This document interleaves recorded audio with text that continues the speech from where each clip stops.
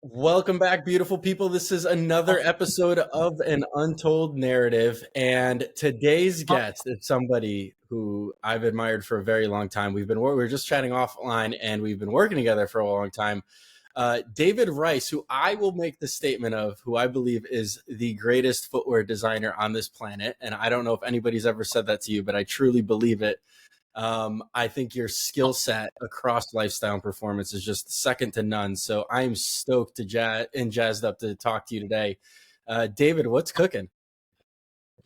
First of all, thank you very much. I don't know that I've never heard that because I don't deserve it. But with that said, I do pride myself on being a designer, and I like talking to designers. I think that's why you and I vibed the first time we ever met. I think, I like to fuck with designers. I like to talk about design. That's why I like Mr. Bailey. That's why I like the guys that I like are design nerds. So, Yeah, for sure. 100%. If somebody's walking down the streets of LA and they see you or on an airplane, what is your 30 seconds? Does it revolve around BrandBlack, or do you just say that you're a designer, just like you just said? Yeah, I just say I'm a designer. I've been doing it for a really long time, and I've done different things. And right now, I've got BrandBlack, but I've been doing it for a minute, because I've got, obviously, I've got stuff from the '90s, so I've been doing this for a very long time. Yeah, yeah. So So I just that's I'm fascinated asking this question. Why do you it. keep doing what you do? You've been doing it for so long. You've been executing at such a high level. What gets you out of bed? Like, why are you still driven to design footwear? I think first and foremost because I love it. It's my favorite thing to do. I do it on the weekends when I'll be sitting here and I'll be watching football, whatever. Actually, that's not true. When it's a good Sunday of football, I'll watch my football. But if it's not on a Sunday, it's a Saturday. I don't watch college football. So on a Saturday, I'll be sitting here and I'll be like, I could just relax, or I could do a workout, or I could do whatever, and I'll end up designing. I'll just end up fucking around. I'll do sketches, or I'll do renderings, or mess around with stuff. I love it. And then the second part of me is I'm very competitive. I played, high school and college, albeit for an art school, basketball, and um, I'm very competitive. And I feel like I still, you know, um, I was working with another designer, and we were talking about stuff, and we were getting into sort of confidence with designers. And I basically said, like, bottom line is like, I still feel like I could fuck with anybody in any studio at any time. Like I want to feel like that. And as soon as I don't feel like that, or I feel like I'm absolutely dated, not with it anymore, then I'll chill. You know what I mean? I feel like I have enough self awareness that I won't be fucking delusional and be one of these guys that's just putting out absolute garbage. Like that. There are dudes that are just like, bro, you need to hang it up. And I mean that within music or sports or anything. You get like, especially, I think I'm lucky in that I've had modest success. It hasn't been like I haven't blown up. I haven't gotten like, you know, I'm not Tinker Hatfield. I'm not one of these guys, or one of these famous designers that everybody's sweating. Like, so I think that keeps me hungry. Also, I'm like G-Rap. Do you? I totally agree with you. I think that's amazing. I think the self awareness part that you mentioned is actually really key and fundamental, because otherwise it's just all ego, right? And it's just like you think you could fuck with anybody, Well, how do but you like, get better if you're a genius in your own mind? Like, how do you challenge yourself? How do you say like this is trash? I'm really upset. Like, I don't want this to be what like the, the best designs come from when I'm looking for something and I'm really frustrated that it's not happening. Like I always joke, I'll be like, God damn it. They'll be like, how was your day? And I'll be like, I feel like fucking kicking a dog. I mean, I would never kick a dog, but you know what I'm saying? It's like that kind of like you're so frustrated. Like I need a glass of wine. I'm grumpy. I don't want to talk to anybody. Like I'm just in a bad place. And I think it's because you're looking for something and you're not getting there.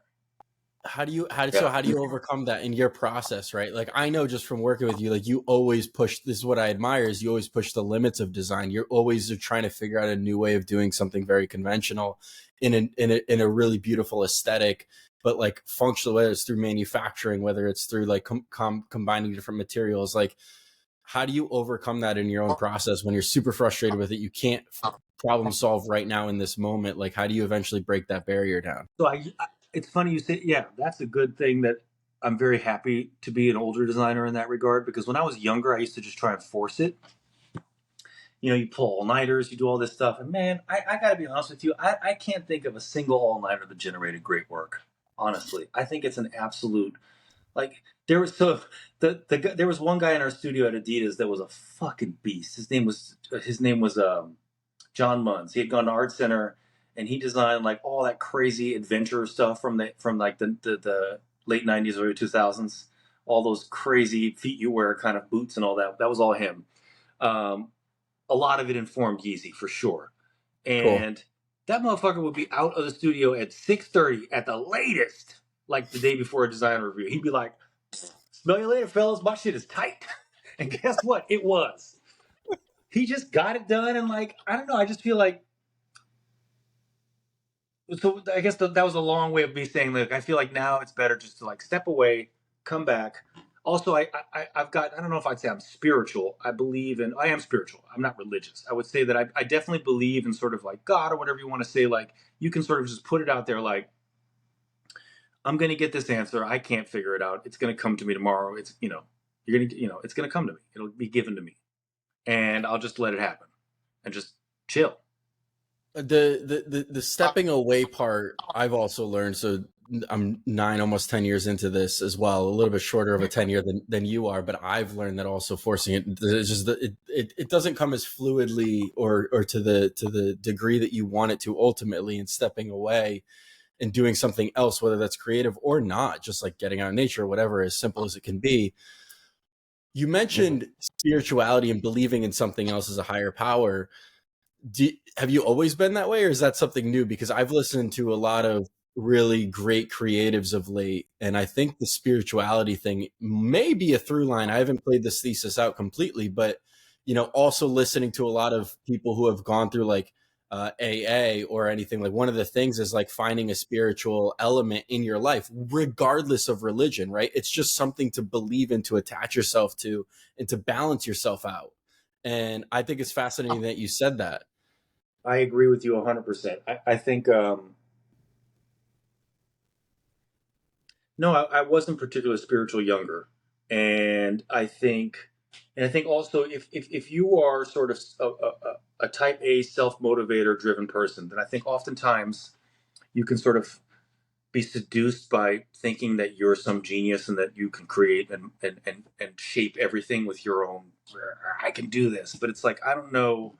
I think I found as I've gotten older that like I've seen numerous occasions where it was obvious that I was completely out of control or I didn't have control over it. And then I allowed, and the more I allowed that to happen and became comfortable with that. Now, that isn't to say that you're not actively working, that there is an intention and at least whether you want to call it prayer or manifestation or visualization, whatever you want to do, that you're actively sort of trying to get there, but with the understanding that I will not affect the outcome. It's almost like using AI. Mm, It's the original AI. I guess it's RI. It's like real intelligence, so like it fucking that to me is like that's helped a lot. that's A awesome. lot No, with that's work. really great to That's how I hear. get there. That's how I get there. It sounds like, so like, what advice would you give somebody? Like I just spoke to a number, like I took four phone calls with young designers, recent graduates, or people looking for work to become a footwear designer. 4 calls last week alone, and they're all looking for these answers. And so you're saying, with experience and with time, like I've developed this kind of framework for myself that kind of helps me break through. What would Yeah, you that's a say? different. So I would say you could definitely implement that early on. Obviously, I should have. I think I would have gotten more success out of it. With that said, I think that if I was talking to a younger designer, and this goes back to what you and I talked about in the very beginning, just about sort of thinking about manufacturing, thinking about design, thinking about all these things. I do feel like for me, it's important that a designer understands technically what they're doing.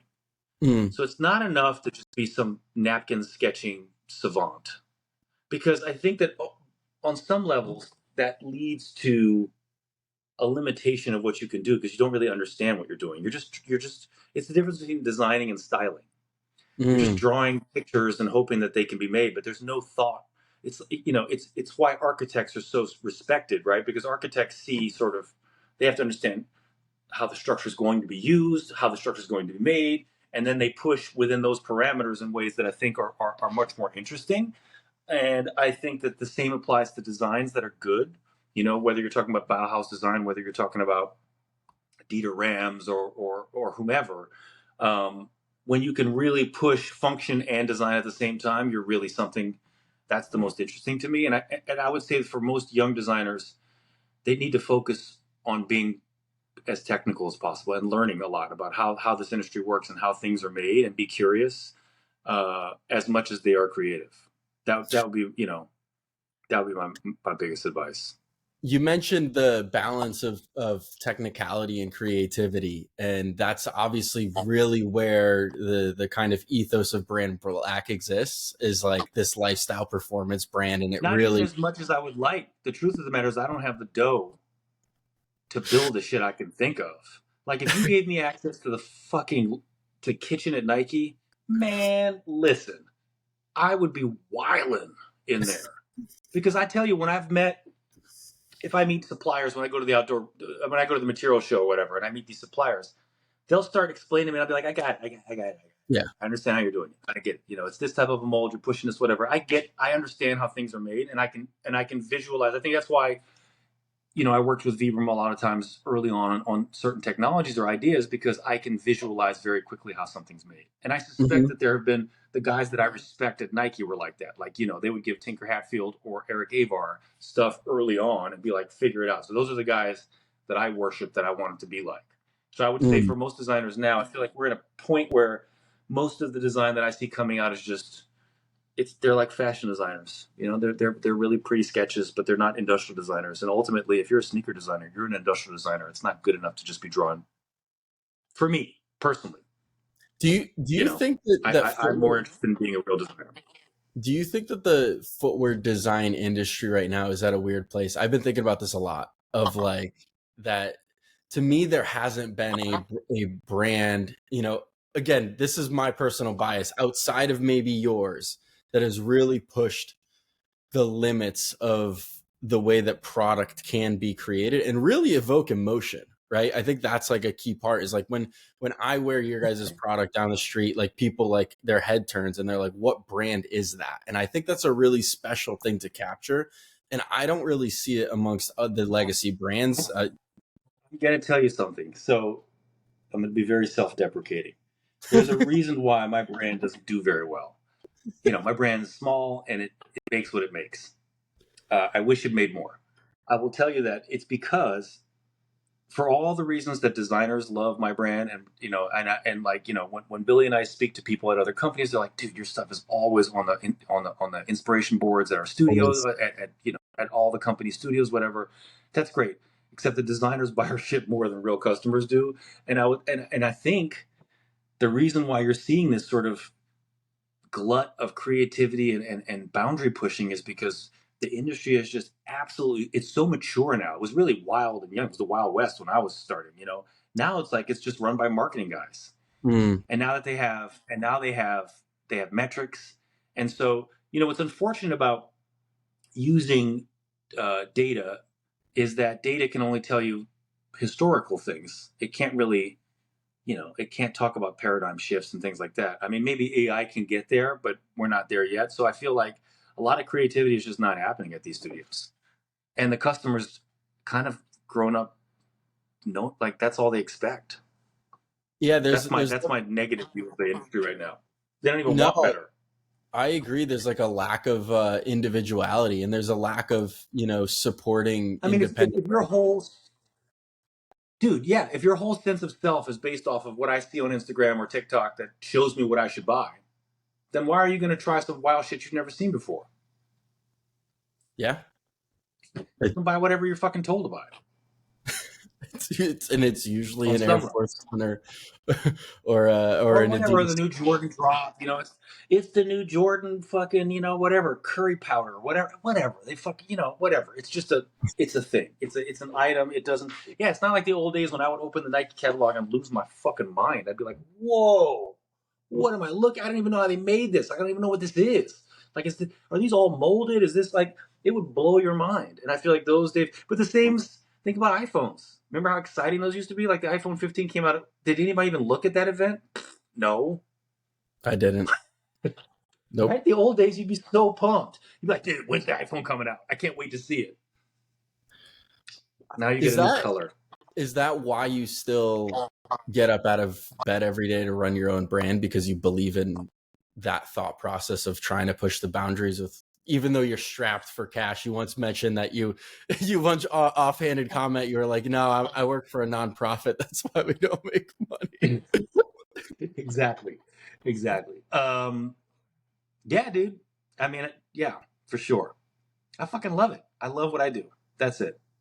This is like, I like doing it. I like that part of, there's a time for me, it's my golden era, and the same applies to hip hop too, for that matter, because hip hop is as important to me as design has been my whole life. And I feel like they're both on a similar track in that regard, where we're at. That isn't to say that I don't want to sound like some old curmudgeon that's complaining about the youth, because I think that there's a lot of really cool design happening in footwear, and I think there's a lot of good hip hop that's happening. I just think that overwhelmingly it's become the mass market is very vanilla. How about that? Mm, yeah, I think that's a fair statement. That's the decision I'm making. What's the most challenging part of your day to day? Like what really like gets you frustrated, or is the most challenging part of running a business? It's just you and Billy. So like for those who aren't aware, haven't looked into David or BrandBlack, it's two awesome dudes out of LA building this brand and designing product and trying to push the limits at the same time. And there's got to be challenges. And so for anybody thinking It's about it's launching their brand, yeah, or like, it's cash, cash, cash, cash, cash. I'd say that's the most frustrating thing. Just sort of like, the whack-a-mole of moving things. And then we've had like, between COVID and between the war in Europe now, and like Jesus, there's just like one thing isn't in and out. China's wilding out, fucking buck wilding and saber rattling, and then the United States is aggressively fucking coming back at them. And there's just Brexit happened, and the UK has no money, and it's just like everything's a hot mess. So it's bad enough, even for the big guys. Like we I've been hearing, obviously I've been doing this a long time. I have friends at all these companies and all these factories. And, I'm hearing from most of the big factories, dude, orders are down like, I'm talking like 30, 40, 50%. I mean, it's bad out there. So it's like, it's rough. So I'd say the most frustrating thing for me is never the part that made me start doing this, which is design and the brand. It's all the BS, it's dealing with retailers, it's dealing with, you know, paying vendors and their problems, and then third party people, and then supply chain issues, all the stuff that happens behind the scenes. That's the part that's really not fun. That's the part you don't ever see in Instagram. yeah, for sure. You And don't I see think, you don't see the logistics trail to get and those I think Yeezys in your fucking in your I think desk. that's why it's important to mention, right? Because everybody thinks it's so glamorous. They're like, I'm going to start my own brand and I'm going to do this. And Yeah, I'm gonna be hanging out at parties and wilding out and going to Fashion Week and like riding around. It's like, nah, dude. I mean, I it's guess a it could be like that if you're like there's some guys that is their life.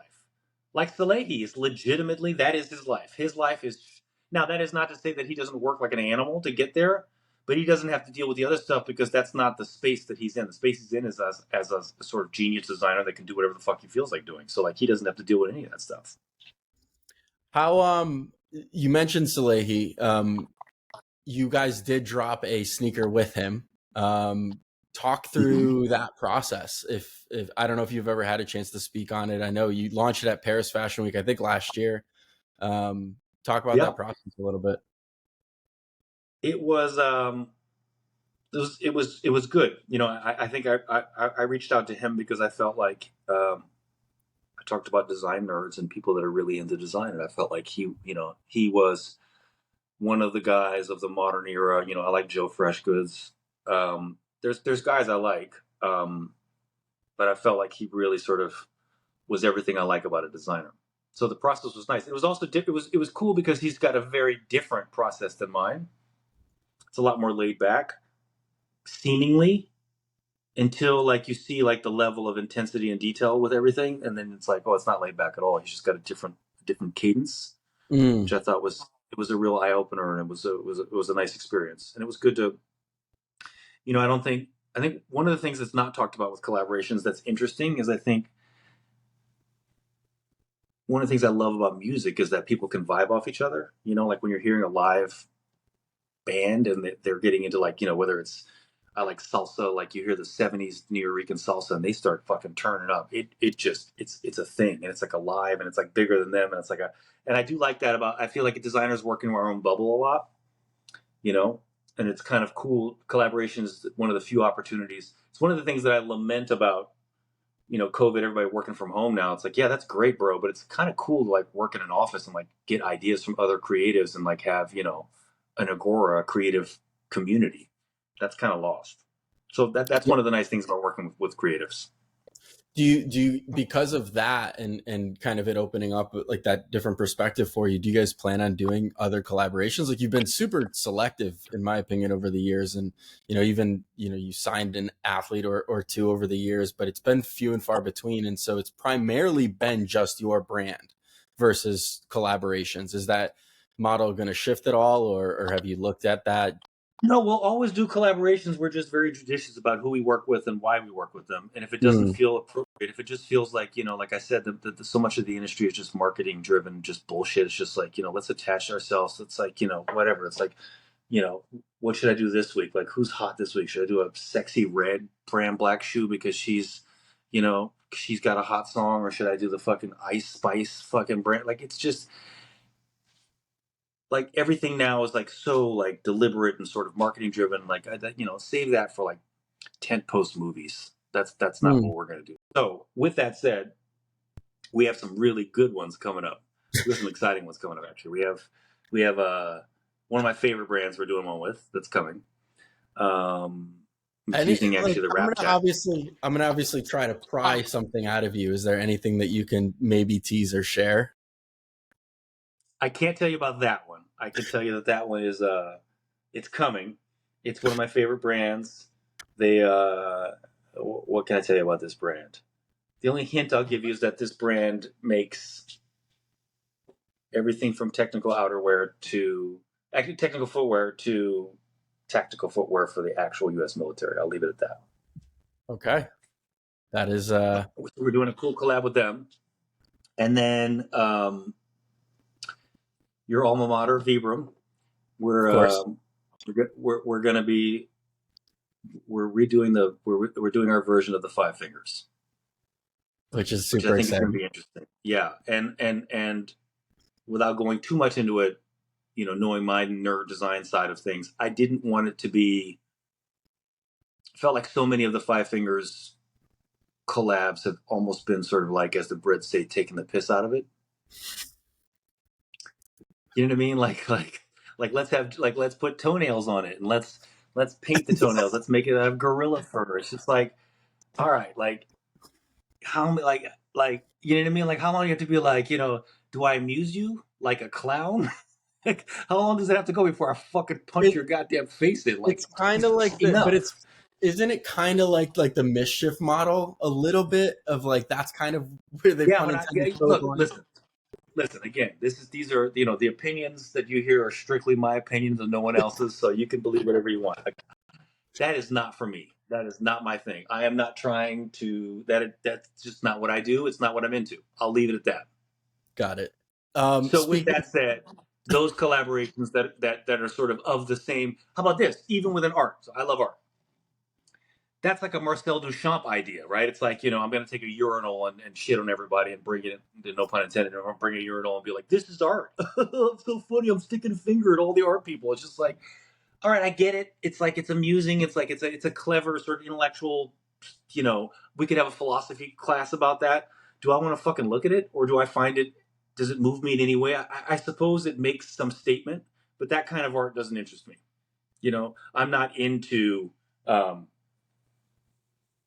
what's his face who does the fucking balloons, like that shit doesn't, like, it doesn't excite me at all. cause You know, this, no, although I'm not a huge fan of Cause either, but I appreciate, you know, whatever, it is what it is. But no, what's his face, no, Jeff Koons, like like that oh, stuff, like that's just not my, that's not what I'm intrigued by. It doesn't interest me. And again, these are very specific, you know, subjective opinions of mine, but I think if you need to understand like what motivates me and what drives me, like I have, you know, a cadre of artists that I find really interesting and inspiring. I have, music that I find interesting, inspire me, and my brand is as specific and as sort of small a network of fellow nerds as what I'm interested in. Dave, you have such a phenomenal way of articulating your opinions and thoughts, and it's fascinating to hear because so many of us won't take a stand for what we actually believe in, because similar to our previous comments and conversation around, like, we're force You fed all can't. this. You fuck And around and get canceled. That's one of the nice things about being old. I I'm like was, the I old was man that says crazy shit. so Sorry, like, go on, Dave. no, so like, they're going to be people listening to this, right? And they're going to get jazzed up because you have this beautiful way of showcasing imagery in people's, in the listeners' minds, of like, stand for something. This is what I believe. Fuck Jeff Koons. And like, this is my opinion. These are my beliefs. That is, Yeah, you don't have to fucking agree with me. You can be salty, like you can be like, you're an idiot. I don't fucking like anything you like. Great, that's you can have that opinion. I didn't say my opinion is doctrine. I just said this is what I think. but today, people with that type of stance on anything is, it doesn't exist. Nobody ever stands for anything these days, in my opinion. And so how did you, You can't. I feel like you inevitably offend people if you have any opinion about yourself or anything that you like or dislike. Like I so think we live in a time where go on. do you toe a line, or are you just like, this is who I am, and this is kind of, I'm going to give you my opinion because you asked for it, and let the repercussions happen? Or like, how does somebody toe that line? I mean, I'm obviously sensitive to, like, I don't ever want to offend someone or say things that are bombastic or outrageous or out of step with, like, I think ultimately if you are empathetic and sensitive to people and to to just to humanity and to just loving humans and loving life, whatever, then I think as long as you stay true to that, then you can have. I've got plenty of hot takes about things that I like or don't like with respect to art and design, and that's it. You know what I mean? As far as people's personal lives or what you make or what you chose as a career, outside of you being a piece of shit and having some, like victimizing people or whatever it is, outside of that, I have no opinion on that. But as far as like being, what I think is good and not good, I am very opinionated that. And God forbid your fucking the designer you like has opinions about what they like or don't like. You know what I mean? Like it's so God. But Like like, how can today, you make things if you don't have an opinion about what you like or don't like? 100%. But today it feels like nobody can voice their opinion. If you put something up on your Instagram stories being like, I hate Salehi, like, it's getting clipped, he's getting tagged, and then you're a piece of shit. Yeah, yeah. And again, I think, but when you start getting to like, well, first of all, I don't think that would ever happen because no one hates the lady. But number one, number No, two, I would bad, say, bad example, but it proved the no, point. I get, I get what you're saying. No, I feel like if you're going to sort of get into a negative place with like other people, that's a tough one. Then potentially you're sort of opening yourself up. I would just say, I think, you know, it's important that you phrase it in a way that is sort of just clearly not an indictment on them, just your personal opinion. So like for instance, like Jeff Koons, like obviously he's an incredibly important artist. Lord knows he's a lot more fucking relevant than I am. It just doesn't do it for me. It's not my thing. It's not interesting to me. I don't find it, I don't see, having been a historian of art and culture. And again, it's my specific view on what the things I like. I like punk. I like hip hop. I like things that sort of are. There's an art form to it, and there's a counterculture to it, and there's a rebellious quality to it. I just don't. For me, it doesn't do that for me. It's not those things. You know what I mean? And I think as we talked about to kind of circle it all back, like I like crafting things, so like that's important to me. And like there's that he has people that make things for him. It's a different kind of art. I get it. It's just not for me. So I guess as long as you're clear about saying that when you talk about people or talk about things you don't like, but when it starts getting personal or negative or dirty or hurtful, like that's, and I see that like on social media, Jesus Christ, God forbid you voice like I voiced, there was like a thread about Caleb Williams saying like, he might not come out if he ends up going to the wrong program in the NFL. He'd just do another year. And I said, man, yeah, I respect that. I said it's crazy that these guys devote their whole lives to being the best in the world, and then they have to go to some shit organization and end up getting hurt and injured, and their whole life's fucked up. Like and I said, Andrew Luck was like this for me, so sad to see like that happen to an athlete. Sure. Dude, people can't handle it.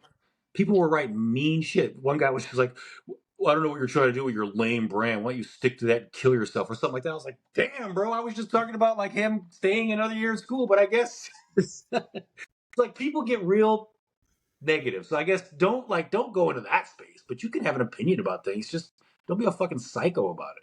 Yeah, for sure. Wow, that's wild. The internet is a strange place. It could be really good and it could be really bad all at the same time. If you look at comments, it always goes dark quick. Yeah. You actually don't do a ton of social media, which I always respect people who, just take a step back. They, exist and they focus on what they love and what they create. And, if people like it, great. Then if they don't, fuck them, like whatever. And you kind of just have this very like kind of, you take a step back. I don't know if that's purposeful or thoughtful or what your No, I relationship. mean it's that. I think that's two things. I think one is I'm stretched really thin and I have to prioritize. And like if it comes to like posting about a shoe or getting that spec out that needs to go out before or it won't get made, I tend to prioritize that. I would say that if I was probably 20 years younger, I would make more effort. So I could be better Yeah. about that. I know how important it is nowadays. I just don't. Ultimately, like, I come from a different era where people just kind of don't give a shit about that. Like I just make what I make and I hope you like it and fuck it. Yeah. You, that's that's it. you mentioned, your process and your craft. I know this because I've been fortunate to see your beautiful home. You do have a passion for making things like outside of footwear.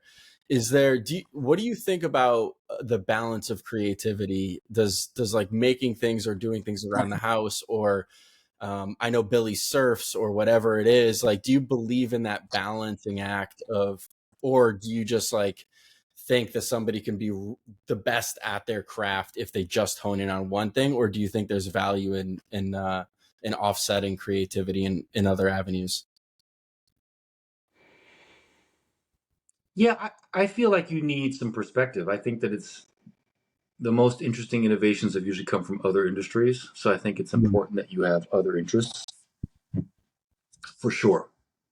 Um, yeah, because I just think that like then it's why it's interesting when like a company, a Tesla or Apple decides to make a product that they hadn't made before. It tends to be groundbreaking because they kind of don't have to follow any of the conventions of it because they can look at it from a different perspective. And I think if you're too in your industry, you kind of have blinders on. You don't see that there's other ways to do things. I mean, HF welding, all the the TP welding that came from making rafts. I think that's Nike's whole fucking kitchen is that. It's just like, what Mm. do other industries have that's really cool that we can sort of mess around with? So I definitely think, yeah, you're right. You should definitely do other stuff.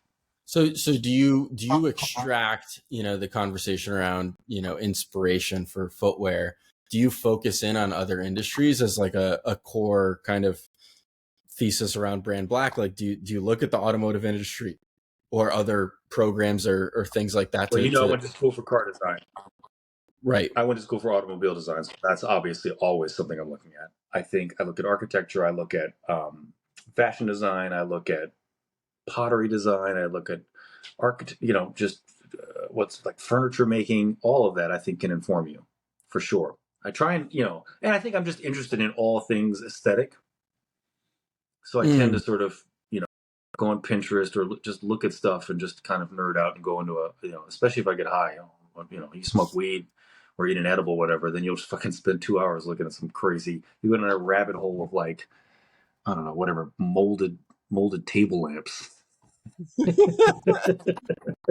Like I said, like I said earlier, you really have a way of bringing imagination to the forefront of the brain. Um, I mean, you should dig into some molded table lamps. It'll blow your mind. I do believe that. Are you a person who lives very presently and in the moment, or do you tend to look what's a year out for BrandBlack or a year out for myself or 6 months, or do you just kind of take the punches as they come with life? I think I switch back and forth. When I'm designing, I'm in the moment. Um, I would say that there's times when I'm considering sort of where the business is going to go or what we're going to be doing. Like, we're doing we're starting a sub brand very shortly, which is really cool and interesting. It's super cool. So it's going to be our most technical product. And so when I'm working on that product, obviously I have that in mind down the future. So I guess that would be an example of me thinking down the road. But then while I'm designing it, obviously I have to be present with the problems I'm dealing with in terms of the design on the table or my monitor. But with the idea down the road that it's going to be this thing and it has to go to that. But Or that the industry is going in a direction. so that's from the craft and artist, David. But on a personal front, like, do you have like 5-year, 10-year goals anymore? Or are you just kind of like, I'm doing this because I love it, and the day that stops, I'll walk away? I've never had. I have an abstract vision of what I want it to be, but it's never broken down into specific time frames. I'd say that.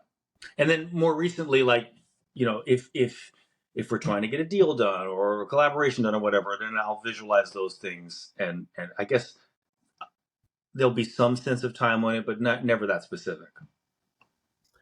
So how do you framework that, for your personal life or your ambitions or your goals or aspirations? Like, what does that look like for yourself? Like, if like, for example, some people write in a journal and they're like, in 10 years, like, I would love to, be design director or whatever. Like, what is that? Obviously doesn't tick your box, but what does it look like for you? For me, it's usually meditation and then just visualizing and feeling, sitting with it, and like, kind of the equivalent of faith in religion, almost like, it's real. You make it real. I would say that's it. And I'm getting better at that.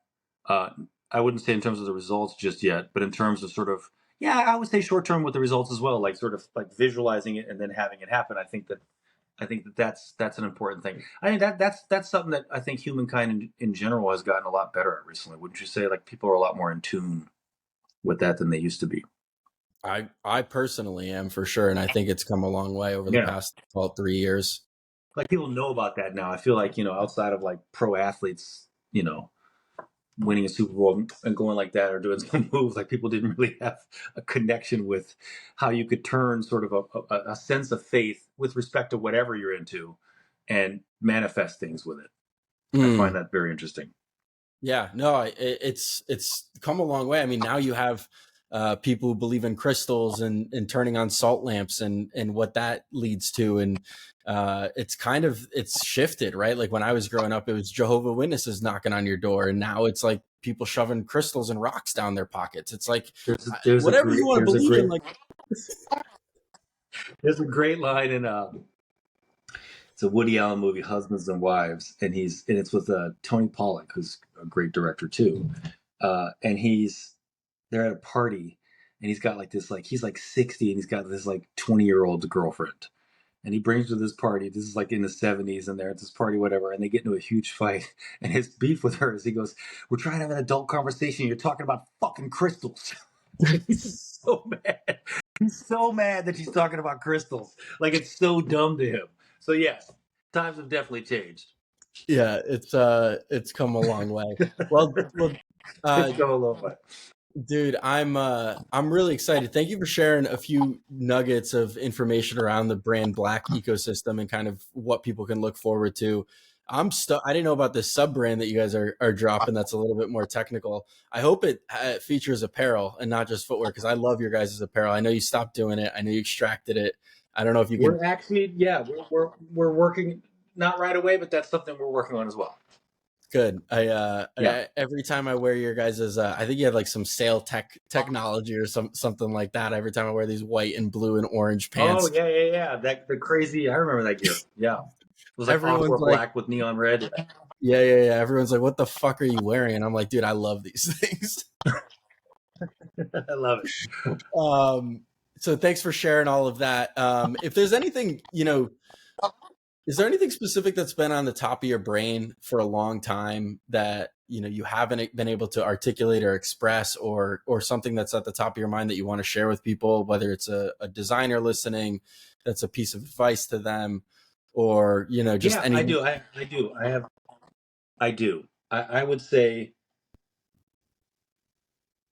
what motivates me the most in terms of design, or what I'm trying to do oftentimes, is the feeling that got me to become a sneaker designer in the first place, which is that I would sneak into, not sneak into, but I would go into the Foot Locker and I'd like, schmooze with the guys, the managers, and they would show me the Nike catalog before any of the shoes came out. So I get to see this. So this is how in the early 90s, you were able to see stuff before it came out. And I remember I would see the Jordan and I'd be like, I don't know what the fuck I am looking at. That is the weirdest, craziest. I don't understand the colors. The materials don't make any sense. It's a bowl of fucking crazy. It makes no sense. It looks, I don't even know if it's a boot. Like, what is that? And it would just absolutely like rewire your entire brain on like what you thought something could look like. And then obviously it didn't hurt that Jordan would rock it and drop like 50 in them, but because that's important too. Like there's only, you can only push so far if you don't have a vehicle like that to make it happen. Same as Yeezy for that matter. But I would say that what I'm looking for in terms of design and what I would, wish most young designers would strive for is for that. Just try and fucking make people like, I don't even know what the hell I'm looking at. Like that is a wow. So do you think that AI and 3D and all that, all the tools that we have today for young designers is something they should lean into? Or because there's also the stance, there's some people who just like hate designers who use the new age tools, I'll call them, because you don't know what they're looking at. And so it sounds like you kind of teeter that line in that balance of like AI, yes, crazy, but also you need to know what the fuck you're making. Yeah, I would say exactly. I think it's like anything. Like, tools are tools, but if the person wielding them doesn't have a real understanding of what they're capable of and what they can do, then it becomes, it's like a little kid with a pistol. It's dangerous and it's stupid. It just doesn't make any sense. So I think that AI is a useful tool. I don't think they can replace sort of the guidance of somebody that really understands how to wield it. So I would say that. Yeah, no, But ultimately, AI right now, I mean, in 3 weeks it will, but as of right now, it can't figure out how to make any of that shit. Literally in 3 weeks, they will figure it out. Exactly. So we'll see how outdated this conversation gets. Probably right when it drops. Exactly. So, By like middle of October, you'll be like, dude, can you believe he said 3 weeks? What a dork. David, thanks so much for doing this, man. I seriously admire what you guys are doing. You constantly push the limits. You constantly are an inspiration for a lot of people, as we've talked about, as we've referenced, that everyone always is admiring from afar. So thanks for taking the time and chopping it up.